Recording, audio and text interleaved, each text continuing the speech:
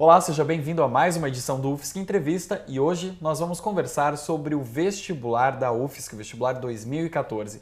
E para tirar algumas das nossas possíveis dúvidas, estamos recebendo o presidente da Comissão Permanente de Vestibulares da Universidade Federal de Santa Catarina, o professor Olinto José Varela Furtado. Muito obrigado pela sua presença, professor. Obrigado. Professor, vamos começar ali literalmente do começo, as inscrições. Desde quando são abertas as inscrições para o vestibular da UFSC? As inscrições elas foram abertas em 26 de setembro e se prolongarão até 23 de outubro, né? Na próxima semana, sendo o último dia para a solicitação da inscrição, com o dia 24 sendo o último dia para pagamento das inscrições. E esse pagamento da taxa, qual é o valor dessa taxa de inscrição? A inscrição ela tem o valor de R$ 105 para a grande maioria dos cursos, com exceção dos cursos de licenciatura e pedagogia, que tem um valor de 50% dessa taxa, R$ 52,50. E o pagamento dessa taxa ela pode ser feita em qualquer agência bancária? Sim, qualquer agência do sistema bancário, pela internet, nos caixas eletrônicos. Tá? O único cuidado que a gente pede é que no último dia, né, os candidatos têm que ficar atentos para o horário de fechamento das agências, caso eles precisem pagar nas agências, ou então o horário de quitação dos bancos. Cada banco tem o seu horário limite para considerar a data paga naquele dia, no dia 24 de outubro de 2010. De 2013. 2013. E as questões de isenção da taxa? As isenções encerraram-se então no dia 14 de outubro e nós tivemos esse ano duas modalidades de solicitação de isenção, através do CadÚnico, que são os programas sociais do governo, e também pela lei de isenção, que é uma lei bastante recente, onde todo candidato de escola pública que pertencer à família com renda per capita bruta de até 1,5 salários mínimos tem o direito de isenção. Então, a única documentação que eles teriam que ter encaminhado era uma declaração dizendo que eles faziam parte de uma família de baixa renda e o comprovante de escolaridade, ou seja, que cursou todo o ensino médio em escola pública ou em escola particular com bolsa integral. E a partir de que momento o candidato recebeu a confirmação ou a negação dessa isenção?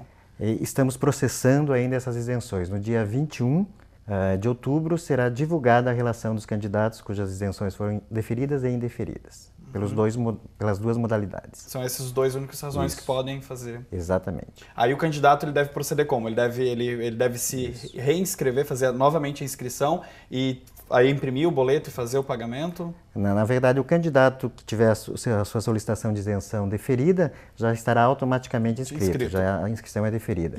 Os demais candidatos, eles, antes de solicitar a isenção, eles já fizeram a inscrição. Então, o que eles têm que fazer é pagar o boleto que eles já devem ter impresso.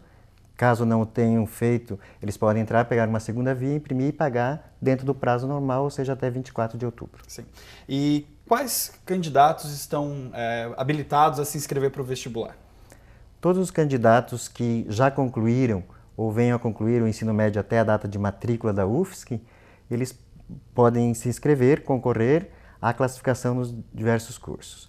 Mas candidatos que estejam no último ano, por exemplo, que desejarem também fazer o vestibular, eles podem fazer na modalidade de candidato por experiência.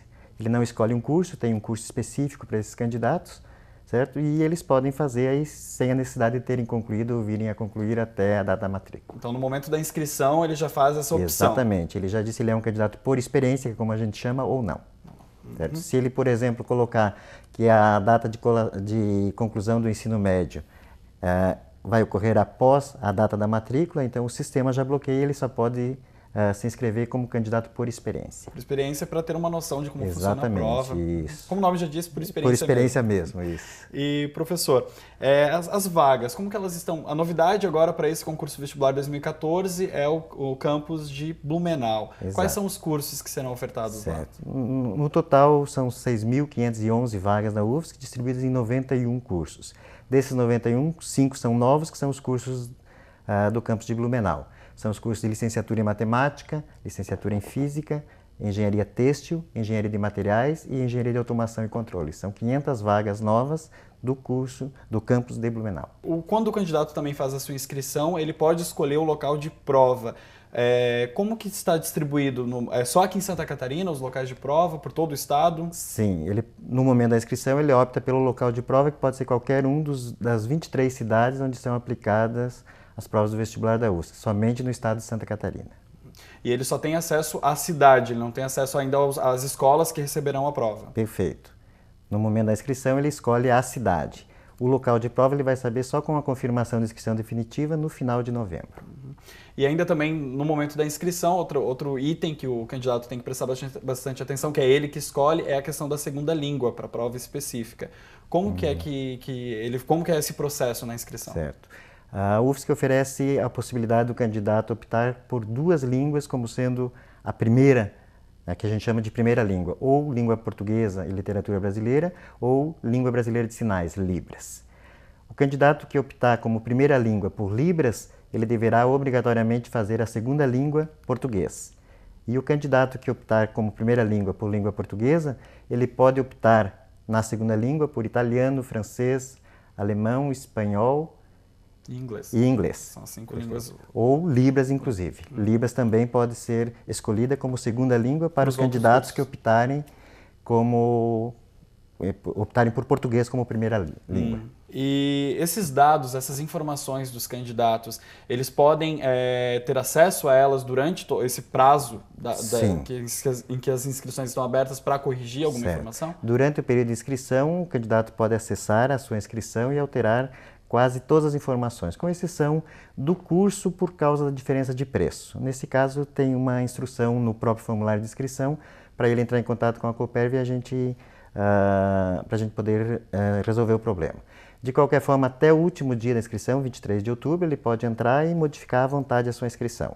Depois do dia 23 de outubro, aí ele terá uma confirmação de inscrição, eu chamo a atenção para isso que é bastante importante, que será divulgado no dia 28 de outubro, com os dados da inscrição.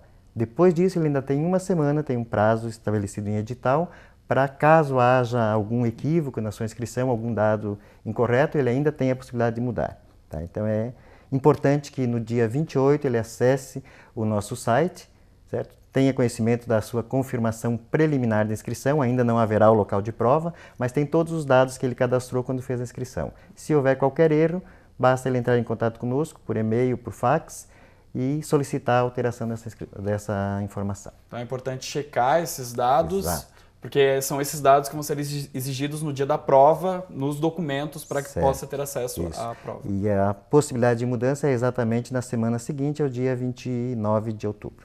Professor, também vale ressaltar que só será aceita uma inscrição por candidato. E se ele fizer 2 ou mais, o que acontece? Ele não tem essa possibilidade, porque para fazer a inscrição ele vai inicialmente colocar os seus dados pessoais, CPF. E ele colocando o CPF que já exista, ele não consegue fazer outra inscrição, apenas alterar a inscrição dele caso ele tenha as outras informações também corretas. E os dados válidos são da última modificação que ele fez? Da última modificação que ele fez, perfeito. Professor, a gente vai para um rápido intervalo. Você aí de casa continue com a gente, até daqui a pouco.